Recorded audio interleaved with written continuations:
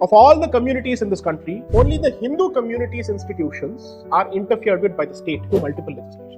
Most people don't even know that the Bombay Trusts Act is by and large used for controlling temples in the state of Maharashtra. Apart from that, you have a legislation that controls the Siddhivinayak temple. There's a legislation that controls, I think, the Mahalakshmi temple. There's a legislation that controls the Pandharpur Vitala temple. So there are at least 4 legislations in the state of Maharashtra itself. Then you have a legislation in Bihar. Then you have a legislation in Himachal Pradesh. You have a legislation in Andhra Pradesh. You have a legislation in Karnataka. You have a legislation in Telangana. You have a legislation in Tamil Nadu. You have a legislation in Odisha as well. What does this tell you? It's simple, which is to say, if I have the power to interfere with the religious institutions of all communities across the board, and I choose to exercise that power only with respect to one community, this for me is a textbook and a classic example of discrimination and abusive use of power to the detriment of one particular community. It's almost as if you're trying to make an example out of this community and you're giving this impression that this is the community where corruption abounds in its religious institutions and therefore you need interference by the state as far as its administration is concerned.